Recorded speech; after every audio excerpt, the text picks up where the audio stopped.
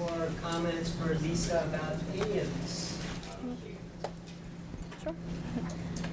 So you all are kind of specialized news source, and probably a lot of people don't actively seek out inside climate news unless they're already really interested and pretty sympathetic towards these issues. So I was just wondering what methods you all use to sort of get your stories out there to people who normally wouldn't see them.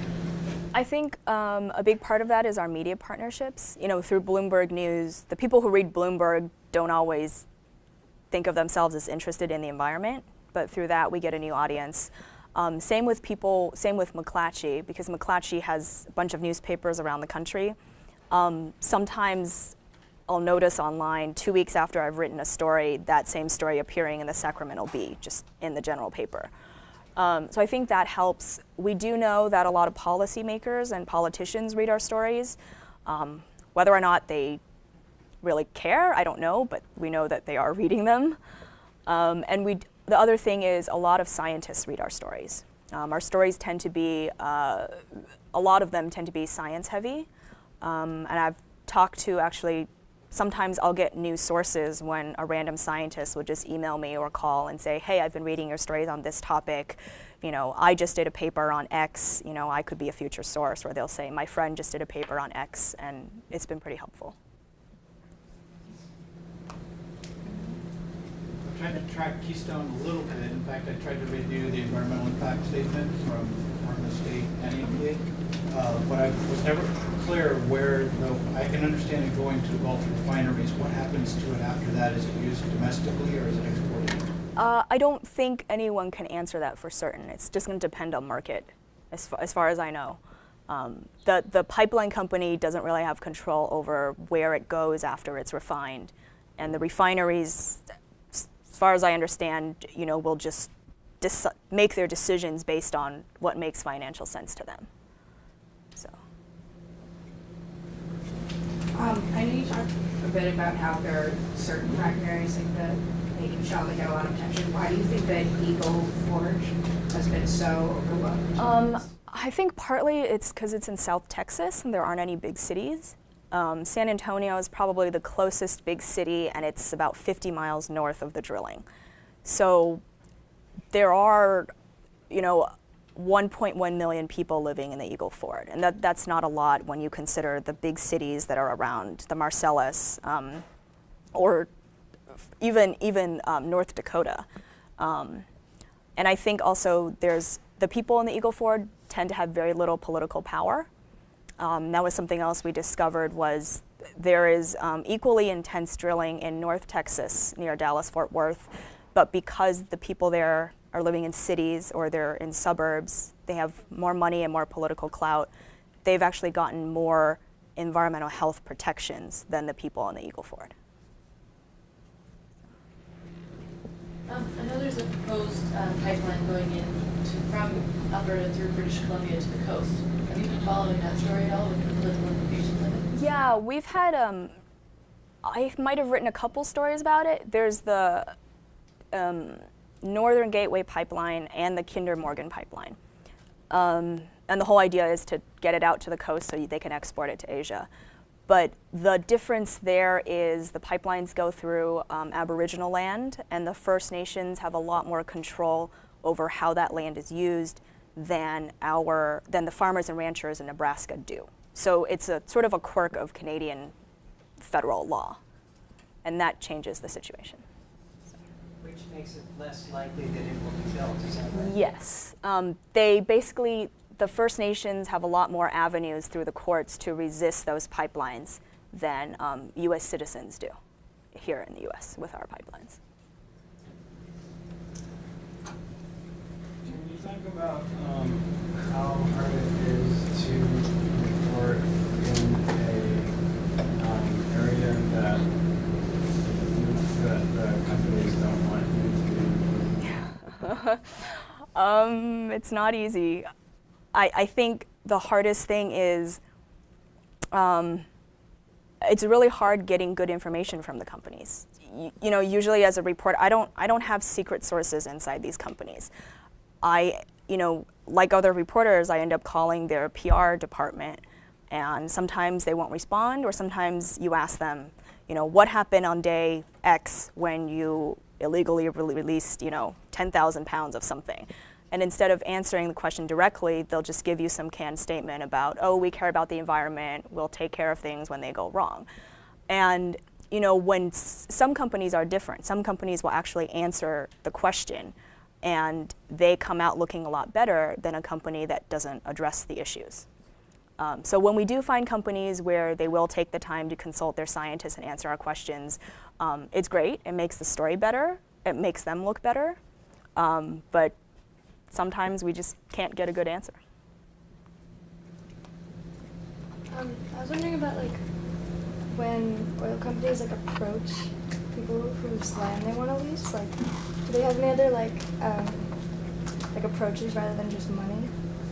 Are they intimidated? Yeah, I mean, the companies will generally hire contractors called landmen who go out and approach the families to ask for their land or their mineral rights. I'm not quite sure about mineral rights, but I know for the land itself, and this happened a lot with Keystone, the companies can always use eminent domain, where they basically sort of take the land by force because the pipeline is defined in the law as for a public good.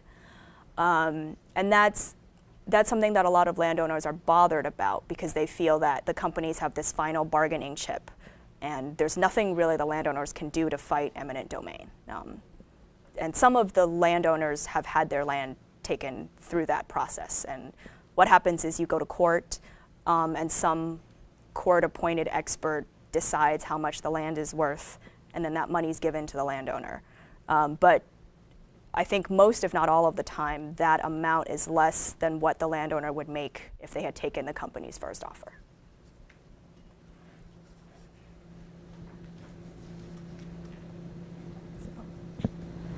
What are your thoughts on some of the recent events, or they're not that recent anymore, but within the last few years, reporters being thrown in jail or other controversies with whistleblowers?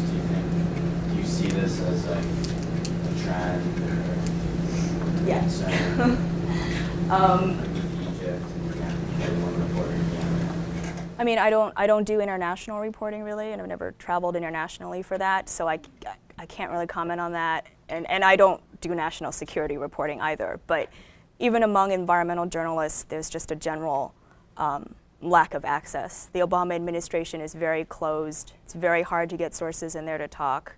I only started working as a reporter after Obama became president, but older reporters I've spoken to say the Bush administration's EPA was a lot more transparent and open. You could call up one of their scientists and talk to them directly. They would answer your questions. Now, if you call an EPA scientist as a reporter, they'll say, I can't talk to you, you need to go through the press department. And the press department, at least for us, won't let us talk to them. So it's pretty frustrating. Kind of on that point, I know in Canada there's some serious laws about having to go through the government before being able to speak to scientists. Do you have that issue more in Canada or more in the States? I don't know, I think it is worse in Canada, but it's pretty bad now in the US, and it's been getting worse.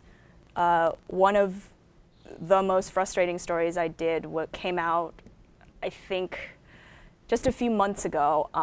We had such bad luck getting the EPA to talk to us about the science that I ended up having this 3-month paper trail via email of me trying to convince an EPA spokeswoman to let me talk to a scientist, and we published the entire email trail. It was pretty ridiculous, because in every email I'm saying, I can't put my questions in writing because they're complicated scientific issues. Your answers are either not correct or incomplete. Please let me talk to a scientist. And for 3 months, she just refused. So. I want to mention your training too, Lisa. Oh, yeah, sure. I did my undergrad in environmental science at MIT, so it was very, math and science intensive. And then when I graduated, I realized I didn't have the patience to be a scientist. So I did a 1-year master's program in science journalism. And that's why most of the stories I do are pretty science heavy. I don't mind talking to scientists, I just don't want to do the science myself. You make this all sound pretty pessimistic. Is there an optimistic narrative you can envision? I think a lot of the happier stories, as I like to call them, my colleagues end up reporting them. So, I have colleagues who are reporting on, there's a lot of action actually in the business community to take some climate action. So during New York's Climate Week, which was just a few weeks ago, a lot of the presentations and talks and pledges came from the business community. And I have colleagues who covered that, and some of the pledges were pretty significant, and it took the action out of the quote green bubble and was trying to get it to be more mainstream. On the activism side, there's been some pretty innovative things happening, and I have a colleague who's covering the fossil fuel divestment campaign that Bill McKibben started. I know that when he started it, a lot of people were skeptical that anyone would join on, but a bunch of pretty large foundations have joined on, some cities and universities, and it's at least keeping the issue in the news, and it's pretty interesting. Is that what this is about, this meeting next week? Socially responsible investing and about UVM divesting? Does anybody know? I don't think so. They said it wasn't about that also. It's more about what we do with our foundation money. Do you know, Jack?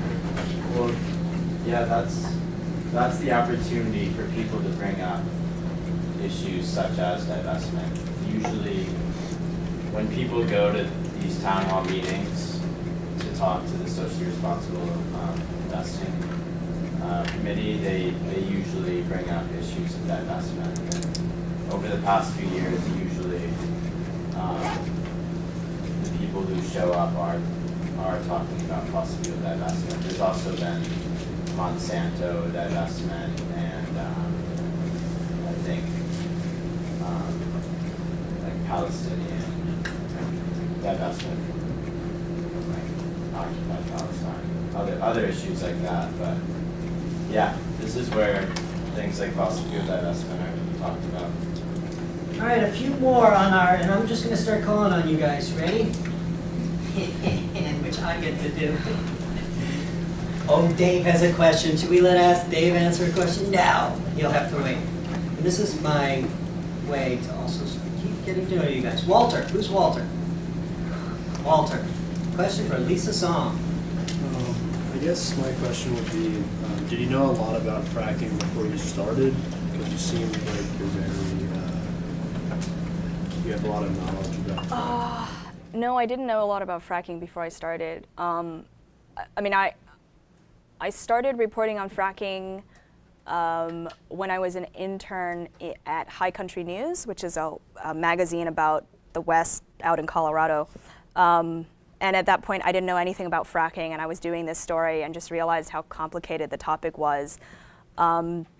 Once I started reporting on it for this story, most of my calls were to scientists and engineers who had worked with fracking. They were academics, some of them used to work for industry, were used to work in industry, or they were health scientists studying air pollution impacts of fracking. And between them and reading some industry literature and other government reports, you can start to figure it out. But it does take months to really learn the lingo and figure out what's going on. Riley. See, I don't have any questions offhand. Have you ever thought, did you write this week by any chance about something going on in your local community? No, Energy. So you guys think about that too, because I'm interested in how Lisa goes about covering the story. Here, let's keep going. Marissa. When you do any traveling, are you mostly talking to like residents who live in the area, or is there talk that you do with like legislators and scientists like when you're traveling, or is that mostly just When I don't travel very often. We're too small to send people out on trips all the time. But when I do, it's actually mostly with residents, because officials and people at companies and stuff, they have a public phone number you can find. You know, they have staff to deal with, and it's easy to reach them. But if you're approaching someone in their own home, you have to meet them and get them to trust you, and it's not like their phone number is posted online. So the best use of my time, I find, is to talk to local people who have that local knowledge, and also to talk to scientists. Because if you can meet with them in person and show them that you already know a lot of the science, then they're more inclined to trust you as a reporter. How do you find the local people? They've been great. I'd love talking to local people. I think that's the highlight of reporting, because they're the people on the ground living through the experience 24/7. You know, they can tell you stories that no one else can, and they can correct misconceptions. So it's the best part. Do you do it like in the movies? Do you just No. hide on inside Climate News? No, I haven't done that. When I went to Arkansas, I had no preparation before I went. I showed up, you know, the next day on the plane. What I did was I went to a local church that was advertising a dinner for the people displaced by the oil. And I talked to the church secretary, and then she invited me to a dinner they were having that night. And through that, I got to meet a lot of the local residents. All right, keep going this way. Anna? I don't really have a question. Gwen? What is one of the most like crazy or interesting interactions you've had with one of the local residents? Oh, with one of the local people? Or anyone. Well, when I was in Nebraska, there was a local rancher who took me on an ATV ride through the Nebraska sandhills, and I had trouble staying on the ATV. And then when I looked down later, there was a warning sign on it saying, you know, not meant for more than one person, which explained it. Let's see. Oliver? Oh, That's all right. I'm not putting anyone on the spot, but I know you guys have questions because I read your papers. Caronia. How do you pronounce it? Carania. Carania. I'm kind of wondering what the steps that a company needs to take to get a pipeline underground somewhere. Let's see. Are you talking about a pipeline from Canada to the U.S. or just through the U.S.? Either.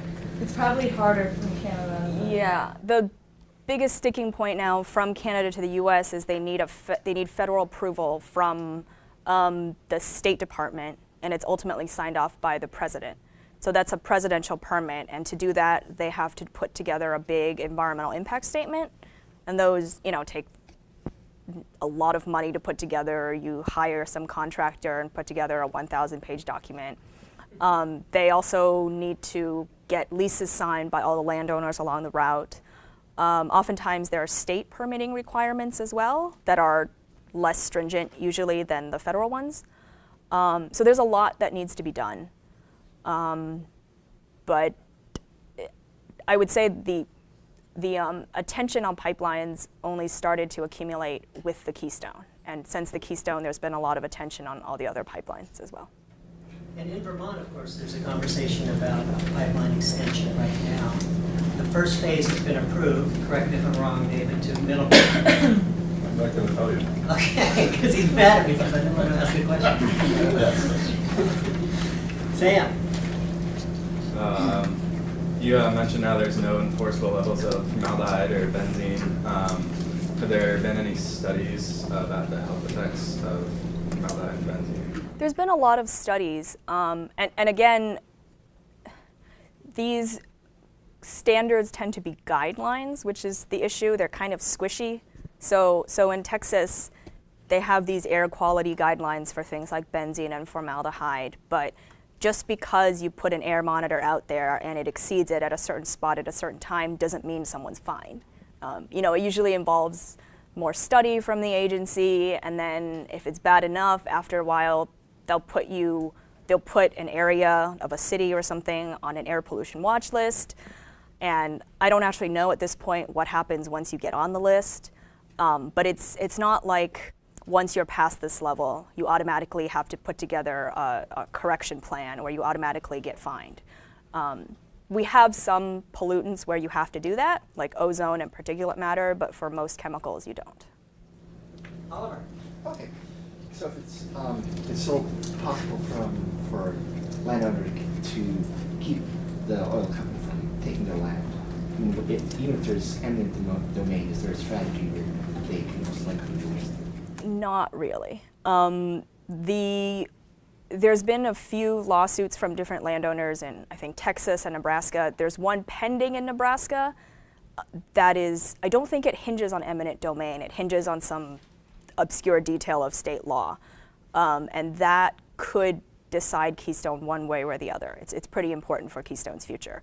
But the other lawsuits that I know of, especially in Texas, they've all lost. The landowners have all lost. Chelsea. I guess I'm just sort of wondering, when you have an idea, something to write about, where do you start? What information do you turn to? Or? Where do I start? Usually with scientists. First I'll try to read about the topic a little bit and see, okay, who are some scientists other reporters have interviewed? If I really have no idea where to begin, I'll start calling those scientists. But most likely I've probably interviewed some scientist that has done some research related to the topic, and then I'll go to them and ask for their advice of who else to interview, and it all just, snowballs from there. Dylan. I guess I'm just gonna ask, have you ever had have you ever been in any situations where somebody has actually gotten verbally aggressive or wasn't trying to tell you any information at all about something you're recording on? When I was in Arkansas, I tried to approach a command center where EPA and Exxon people were working to control the spill, and Exxon threatened to arrest me. So that was not expected. We wrote a story about it. So that was fun. Will. Of the reports you've done, have you noticed anything consistency-wise in the spills that's the fault of the companies, or are they just kind of freak accidents that happen with this kind of transportation of fuel? The two spills I'm most familiar with, Michigan and Arkansas, they all happened based on some pipeline integrity problem of the pipeline, and it's some combination of inadequate regulatory action and company not noticing that things were wrong and getting worse. Because what happens is the integrity of the pipeline starts to deteriorate over time, and at a certain point, it gets to the point where it basically ruptures. And you get to that critical point, and the spill happens.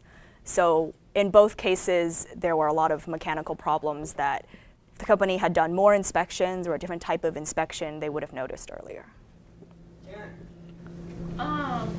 Do you have any upcoming stories or stories you're working on now that you're looking forward to? A lot of stories. I guess the one I have to finish tonight is about this new air monitor in Karnes County, and the point is to really figure out how significant is it. It's one monitor. Should be up on our site tomorrow if all goes well. I'm also trying to look more into some of the environmental health issues that I explored a bit in my other stories.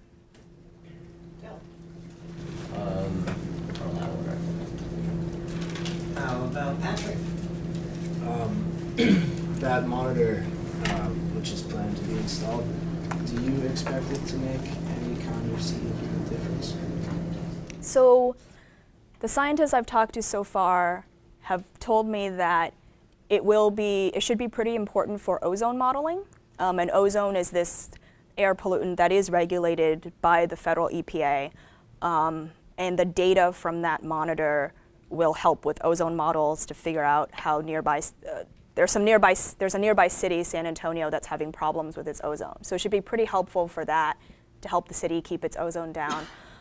In terms of helping with local health problems, not so much, because it's just one monitor. A few more. Liam. Okay, when you try to get information for your stories, do you find it's more effective to be forceful to people or nice and passive?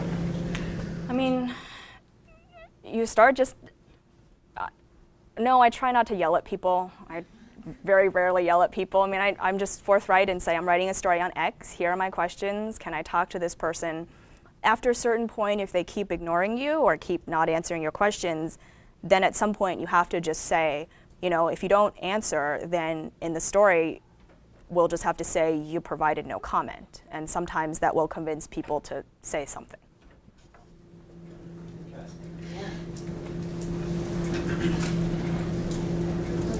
Alex. I guess my question would be, since Inside Climate News has gotten bigger recently, you know, the big word that you guys got, have you found it like easier to report on issues, being more recognized? No? Nope. At least not for me. EPA still doesn't like talking to me. Tom, I know did you want to ask? I just was wondering, for the Kalamazoo and Arkansas spills, was that bitumen coming from Alberta? It was coming from Alberta, yes. Is there any other place in North America where they have that other besides Alberta? You know, Alberta is the big deposit. I'm not sure that there is any other place in North America with big tar sands deposits. There might be a little ones here and there. I know Venezuela has some, produces its own tar sands. Yeah, the big one that everyone knows about and cares about is in Alberta. My question is, do you ever find it hard to stay like biased? Like, do you have like, a strong opinion towards something? Like, do you really want to report both sides of it? Like, you want everyone to agree with you? I mean, I base my reporting on the weight of evidence of the science. So I tend to see reporting as, I don't really like the phrase balanced reporting because it kind of implies that each side has to have the same number of words, and sometimes that's just not possible or right. You know, if I'm writing a story about, say, a new study on ocean acidification from climate change, I'm not going to quote a climate denier half the time who doesn't believe climate change isn't happening. You know, that's not really relevant to the ocean acidification story. But if I'm writing a story on climate politics, where, or you know, the political power of climate deniers, then obviously you interview them because that's the main point of the story. So I like the phrase fair reporting. It means you go to everyone, you see what they have to say, and then you really look at the weight of the evidence to see what the truth is. All right, slight detour, and then if anybody I haven't called on does want to ask a question, here's your time. And slight detour is just to remind you about the field trips. Here's Zoe, and by the way, I'm thinking there's some students here who aren't in this class. You're welcome to go on these. They're free to you, and we'll do the arranging. You just got to email and get in your name. Before the Energy Action Seminar, people, is there anything on your minds? Make sure you guys will come see me afterwards. Yes. And then, of course, anybody who'd like to go to dinner with Lisa tonight, meet back here about 6:25 or so. Again, thanks to the Clean Energy Fund. All right, anybody? Another question for Lisa or two? Since Dave, should we let him ask? All right. Okay. So when fracking really started happening in Pennsylvania, one of the common refrains was, "Oh, we've done it in Texas forever, and there's been no problems, and it's really fun." The real problem is that we're doing it kind of in close to these neighborhoods, and that's really why there's so many issues. But yet, what you seem to be uncovering is not that, and I'm just wondering if that's true, and you're missing. Well, fracking has been done since the 40s, but it's a totally different type of fracking than we do now. Back then, people might inject salt water or diesel, might use 10,000 gallons of it, and it was vertical wells. What we're doing today is a whole cocktail of chemicals. It's millions of gallons per well, and they're horizontal wells that can extend for, you know, over a large area. So it's a totally different kind of fracking, and that's partly why there's a lot of concern over it. With our reporting, we didn't focus so much on fracking because we were looking at air pollution. And we weren't saying that the water issues aren't important, it's just there had been a lot of reporting on it and we wanted to do something new. Yeah, very interesting. I'm curious if there's government sites just for the class. Are there places, Lisa, that you go it's worth noting for the students? Like if you're trying to find out, I mean, there must be somewhere where you have to report when you have an oil spill, for example. Every state is different. So for oil spills, like pipeline spills and stuff, there is something called the National Response Center, and it's part of the Coast Guard. That's a central federal database of oil spill reports. For pipelines, there is a division in the Department of Transportation called PHMSA. It's PHMSA, and they regulate pipelines. You can look up a lot of statistics there. For oil and gas, it's state by state. So you really have to, and all their regulations are different. All their websites are different. A lot of the websites need overhauling. They're not very user-friendly. So you just have to figure it out the hard way. And any last words you have for us? By the way, Lisa's our only guest who came on the megabus. It's a great bus. Nice scenery. Oh, there's only one a day or two a day, right? Yeah, I think so. Any last thoughts on your work, what you do? And Not so much, but it sounds like you guys are all interested in energy issues, which is great. We need more people like you. And someday when you end up working in a government job, come find me. You can be my secret source.